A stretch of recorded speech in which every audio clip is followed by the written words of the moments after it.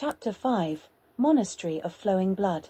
Blackbeard and I traversed the treacherous wilds of desert and snow. After several painstaking hours, we reached what looked like a run-down monastery. The stairs were slick with old and new blood. The coppery taste still lingered in the air. The aura surrounding said monastery was thick with malevolence and evil. Blackbeard sheathed his sword and let his dark power flow. I stalked ahead, my form shifting with each step. The sturdy stone doors posed no challenge for me. With my bestial strength, I tore the doors off their hinges and threw them away. The corridors were poorly lit. The only light came from the third eye nestled snugly in my forehead. Blackbeard whispered, "Why do these savages live in darkness? This is ridiculous, I can't see where I'm going." "Enadin, please tell me that's you grabbing my arm." I replied shortly, "You have people touching you, Blackbeard." I clicked my finger and a ball of flame appeared, flooding the small corridor with light. We saw these people scampering for the safety of the darkness. We followed them at a steady jog, when suddenly the floor fell away from our feet. A deep yawning chasm stared us down, and at the bottom was a steaming bronze jar full of boiling water. As I fell, I unleashed my power. I crashed to the floor in a cloud of dust and rose to my feet. I boomed, "Bow before your king, mortals, or I will raze your monastery to the ground." Many of the cultists stayed on their feet, for all they heard was a voice. I clicked my fingers and all the braziers in the room burst into life, throwing light over my demonic features. The cultist fell to the floor screaming and cowering. I grabbed a cultist by his neck and stood up, his feet dangling in the air, flailing wildly. Was a goddess of light here? Was she brought here or not? I will not ask again. I heard Blackbeard's voice say, "I'd listen to him if I were you."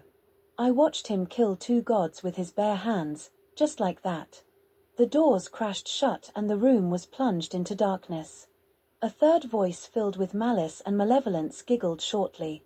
"So, you came to my shrine after all, son of High Angel, Rigel, and Queen of the Demons, Lilith. I have been waiting a long time for you, King of the Gods." The voice paused for a moment. Then it finally replied, "You have no idea what I speak of, do you, child?" The darkness split in half and a lady shuffled out, hair cascaded down her shoulders. She clutched a strange curved dagger and a sword of light in her hands. The light of the braziers lit up the woman's face. She had a jagged scar from just below her eye, down to her cheek. The woman shook her head, her eyes fixed on us. "Your name is Enadin, right? And yours is Blackbeard, terror of the seven seas. Fate has a strange way of working, no?" The woman snapped her fingers and the cultists hurried in, carrying an altar. The woman lit the torches on either side of the altar, then she motioned to me to have a closer look. I took a step towards the altar when two cultists ran forward to attack me unawares. When the woman seemed to vanish into the shadows, and when she reappeared, the two cultists lay dead, their heads torn off, leaking blood. I gazed at her in silence, then turned my gaze back to the altar. My fingers traced the outlines of the missing weapons. The woman stepped forward again and said quietly to me, "I found the altar far from its home. I don't think either the angels or the demons wanted this as a reminder that their races could breed. I had my slaves gather the weapons needed to open the altar for when the new king arrives. I know who the new king is. It's you, Enadin. You're the new king." Blackbeard raised his blade and leveled it at the woman. "Just give me the word, kid, and I'll do the job." I raised my hand to hold him off. I directed to the lady, "What is your name?" The woman raised her eyes at me and replied hesitantly, "My name is Dina. And this sanctuary is watched over by High Angel Rigel and Queen of the Damned, Lilith. Your parents, Enadin. The honor of opening your parents' altar is yours." Dina handed the weapons to me and beckoned to the altar. I tentatively stepped forward and slotted the sword and the dagger in place. The altar's lid cracked open and I wrenched the lid off. Inside the chest were the garments of the angels and a crown of bleached white bone. A sword of blinding white light and a cruel curved dagger neatly placed inside. At the very bottom of the altar was a letter and an overlarge egg of scorched black. Dina gasped, "That's the egg of a hellspawn." a species of dragon only found in the darkest depths of hell. There was only two capable of commanding such a beast. Your mother. And the dread Lord Ammon. And Ammon doesn't have it in him to give gifts. Your mother gave you a powerful gift indeed, child. The garments of the angels gleamed brightly even though the armor had been sealed away for eons. It sparkled in the light without a speck of dust, and the crown of bones looked as terrifying as the armor looked dazzling. Its cruel black horns, sharp and lethal. I looked at Dina closely. Are you trying to tell me that all this is mine? And that my parents were the highest-ranking officers on both sides of the war? Dina nodded slightly. That is correct, young master. Your father was the king of angels, and your mother was the queen of hell. Little did I know that the king and the queen had. The sound of scaled feet skittering across the floor reached our ears. Dina whirled around to see a huge feathered creature stampeding down the hall. Darkness began to gather around Dina, swirling around her. She began to rise in the air and her body began convulsing. Her arms began to stretch, and with a blood-curdling scream she was transformed into a beast straight from the stuff of nightmares. She towered over both Blackbeard and I. She wore the darkness like it was armor. Her one hand was a clutter of serrated claws and the other was a tentacle of shadows. The creature bolted down the hall, screeched to a halt, opened its mouth and forced us back with a blast of air. Dina raked her claws down through the air, but the feathered creature skipped out of the way and darted around Dina and came face to face with the horror that was Blackbeard. The pirate grinned and fired his pistol. Suddenly, the creature spat. You're still weak. You can't kill an angel with your kind of power. I stepped out of the shadows in my full form. My power emanated off me in waves. I saw the shift in demeanor of the creature. I stared at the creature in silence, my third eye spinning wildly in its socket. Gabriel, how can we fix this? How can we get you back? The feathered creature roared, You did this to me, Enadin. You and your cursed healing. You bound me to this body without even realizing it. The creature suddenly charged, razor-sharp beak slicing through the air. I stumbled back when a tendril of darkness inched past my head and wrapped around Gabriel. Cultists began bringing in chains darker than the night yet brighter than the stars. Gabriel was bound tightly in chains in the center of the chamber. The former angel stared at me with nothing in his eyes. I stood before him and pulled out one of Gabriel's feathers from my pocket. I looked him in the eye and said quietly, Do you remember what this is, Gabriel? I held the small fluffy feather out for Gabriel to see. You gave me this to try and help with my transformation. I understand that my transformation is different from yours, but I'm willing to try. What do I do with it? Gabriel stared at me without saying a word. I sighed and began crumbling it and sprinkled the remains over Gabriel. For a few minutes nothing happened. I shook my head and began to walk away when Gabriel started shrieking and squawking. A warm, white light filled the room. Those of us with demon blood in our veins screamed as the warm light began to burn. The light faded and Gabriel was there. He glared at me with burning anger.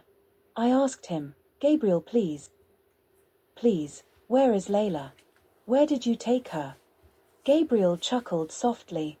I gave her to Lord Ammon. He should be torturing her by now. Like I said back in the forest. She will make a fine addition to the army of the dead. Lord Ammon will rise and the earth will be his. There will be nothing you can do. I stared in disbelief at Gabriel. I raised my fist and punched him as hard as I could across the face. My anger began to cloud my vision. I felt the monster within seize control and I clawed Gabriel across the torso, my claws tearing open his flesh. There was a clap of thunder and the gods appeared in a flash of light. I whirled around to have Enoch punch me in the gut, then uppercut me. My jaw popped out of place, then clicked back. I spat out a few teeth, then opened my mouth to tear off the god's head when Dina made her entrance. The shadows pushed me and Enoch away from each other. Then she spoke. I called the gods here because Gabriel is one of them. They should also know that Gabriel kidnapped Layla and gave them to his father. I turned to the gods and said quietly, Get me a portal to hell. I've got to find Layla. Enoch folded his arms and shook his head. You're not going anywhere near our sister. If she is in danger, we should get her. Whilst Enoch was shouting, Gabriel had begun to turn back. His screams shook his body. When darkness exploded from him, his feature twisted up again and his beak slit his face. His feathers began to bend the chains. The gods looked horrified. What did you do to him? Enoch lunged forward and brought a molten rock down on my head when Dina burst from the shadows. Her tentacles speared forward and threw Enoch into the wall. The other gods tensed, ready to fight when Dina's voice bellowed from the creature, "You will not disturb the slumber of the king and queen of the two kingdoms. To do so will end in your death." The gods froze, not moving a muscle, when Enoch dropped to the floor and coughed gold blood. He rose unsteadily to his feet and ripped a chunk out of the floor and threw it at Dina. "Suck on this, freak."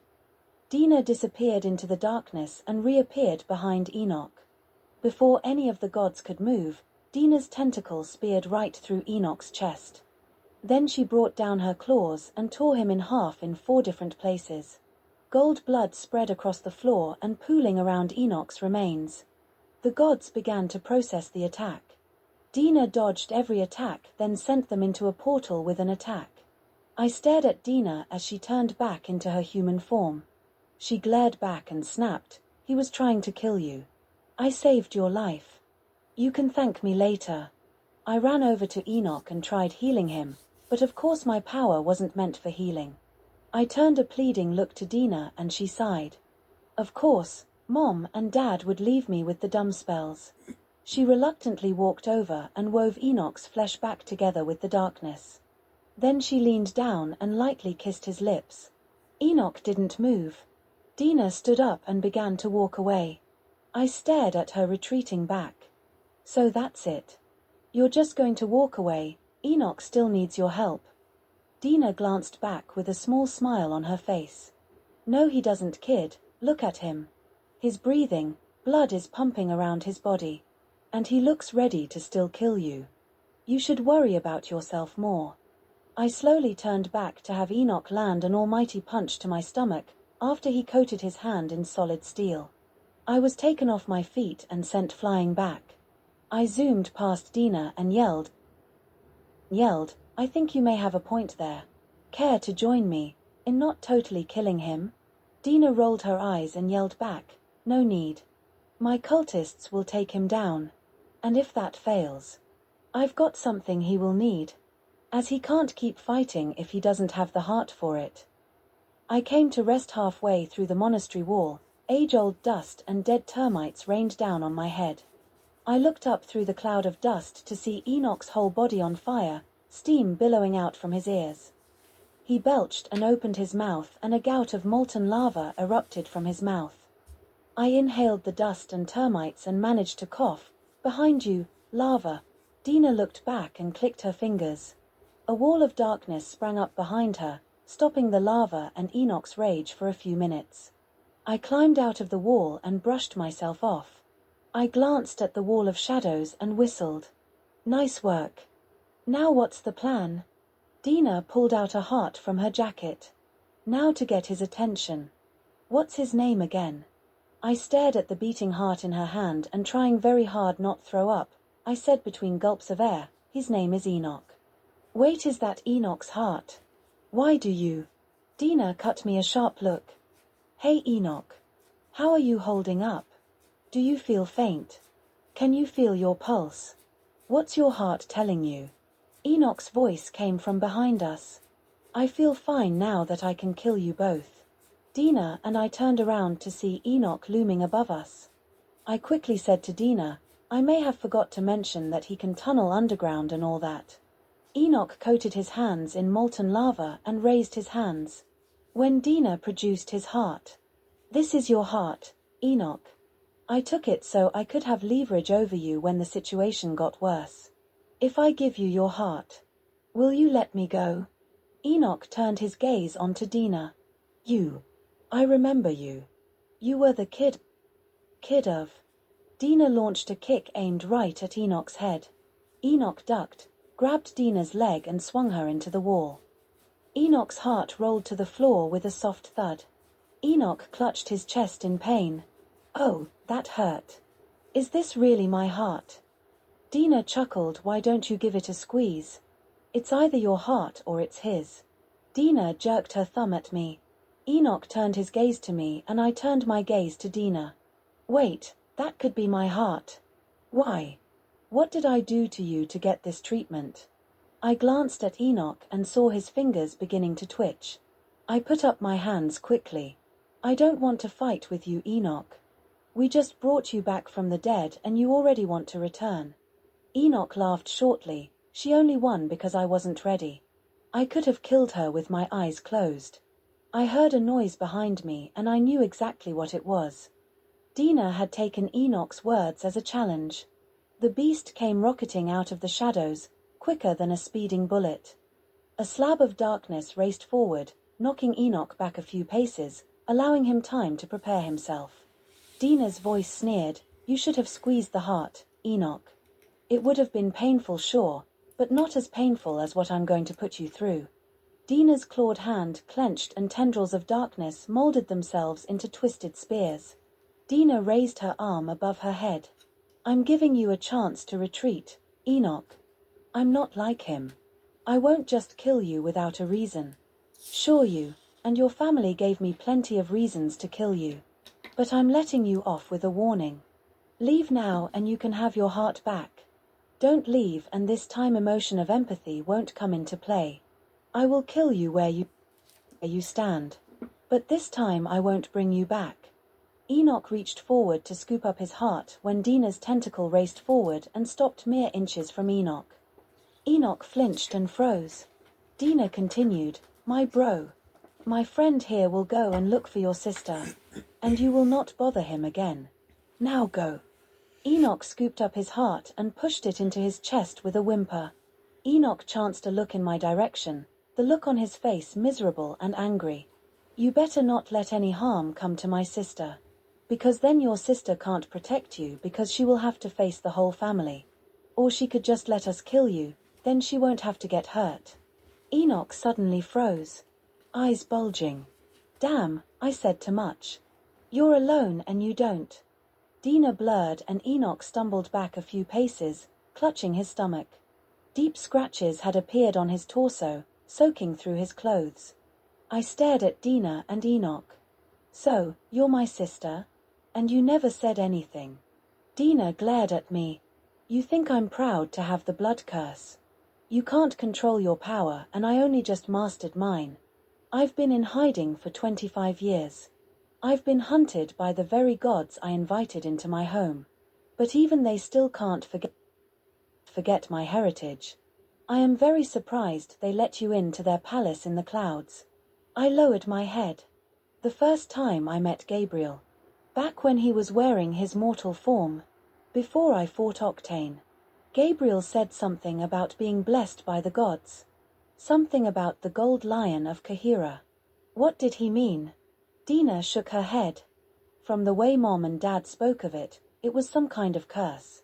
You get branded with the mark of the gods, then they get you to fix their mistakes. Even the dangerous ones. I was there when Octane was human.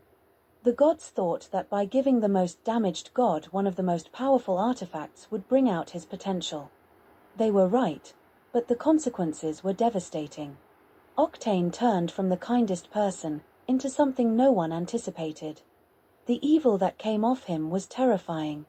The gods then realized their mistake and banished him to the mortal realm without a care for the lives that lived below. So the gods made new weapons. Some to stop the other weapons if the owners got too out of hand. And others to wipe out humanity or the demon world.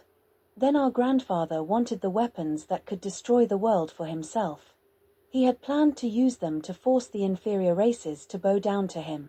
Even the gods. It took all their strength to take him down.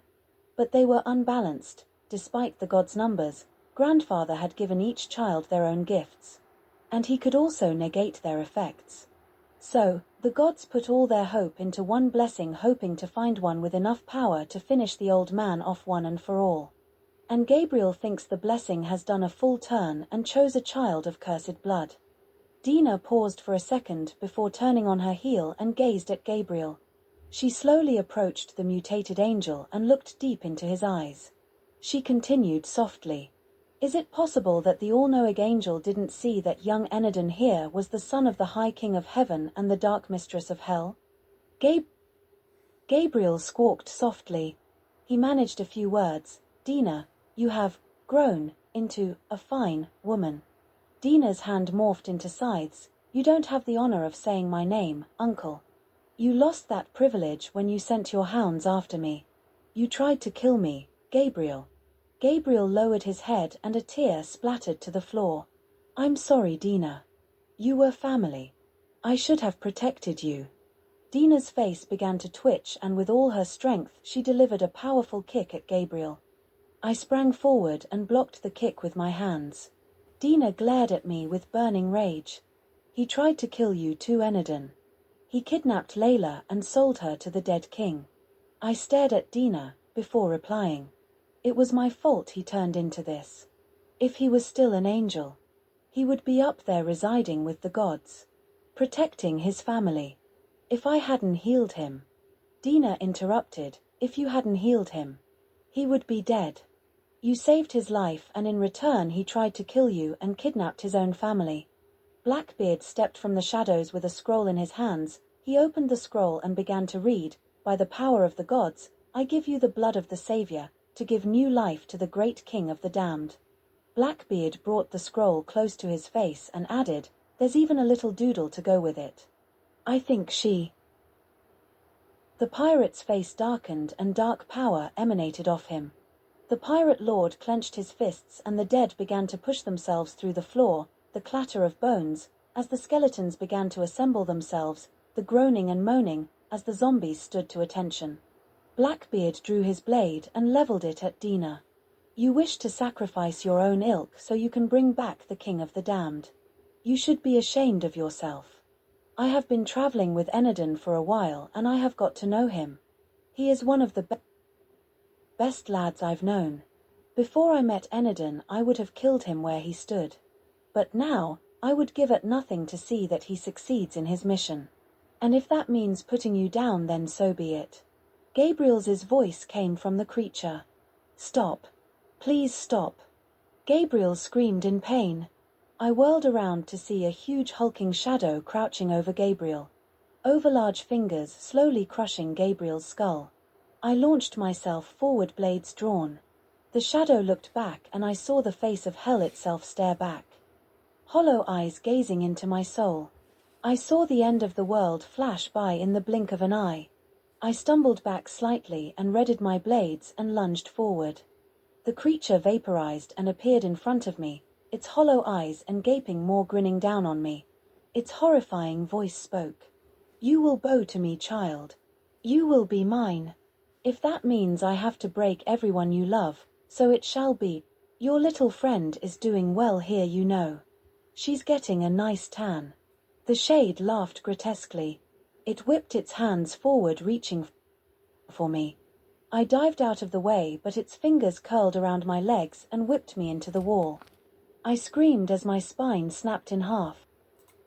Dina and Blackbeard looked around and their eyes locked onto me and the demon shade. Dina screamed, Grandfather, step away from him. Now. The shade snapped its head around. And it gazed at Dina. Its head twitching slightly. You're alive. How? Dina sent shards of darkness at the creature. And Blackbeard sent his undead hordes at the creature. The creature laughed as the attacks bounced harmlessly of it. The monster lunged forward and grabbed both of them and drove them into the ground. Its saliva dribbling on their faces. Its teeth snapped down. When I grabbed its tail and bounded down the corridor, the creature bounced off the walls, grunting with each thunk.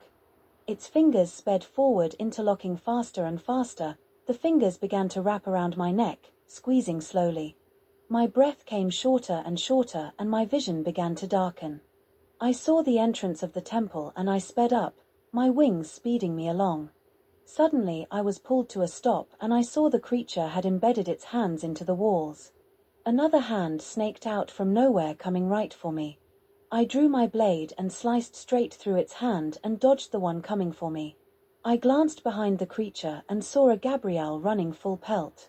My eyes widened and I jumped into the air. Gabriel jumped forward and began attacking the giant monster. Ammon's shade locked eyes with Gabriel and a look of shock lit the demon's face. The demon vanished before our eyes, accompanied by booming laughter. I sank to my knees, sucking in blissful air. I gasped through breaths, "Thank you, Gabriel. I appreciate the help."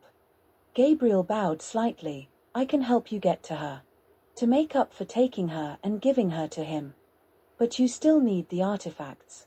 Dina, please call the gods. They can heal me properly. Then I need to show you something that I have in my room." Dina looked at me and rolled her eyes. "Fine. But I'm doing this for Enadin, not you." Dina clicked her fingers and a portal warped into being. Dina poked her head through the portal and called out, "Hey, lazy bones, your uncle wants to call a meeting. Now." Dina sat back and crossed her legs, glaring down. The gods marched through the portal, all clad in their armor. Enoch led the march, brandishing their weapons. Dina flashed him a look and curled her hand into a claw, an orb of darkness. Enoch gulped and sheathed his weapon. The other gods stared at Enoch in confusion. "Why are you scared of her? What can she do that Ammon can't?" Enoch stammered, "That orb can do things to you. Horrible things." Dina grinned evilly. "You mean like take out your heart?" The chains around Gabriel shattered into a million pieces. The gods snapped to attention. Gabriel rose onto 2 feet and roared for silence. Dina flinched as the creature's wings filled the altar room. Gabriel began, "I need to be properly healed. This body doesn't suit me. Miasma, get to work. The rest of you need to train. From here on out Ammon will be sending his best troops after the boy. And for us, now that he knows the rest of us are here,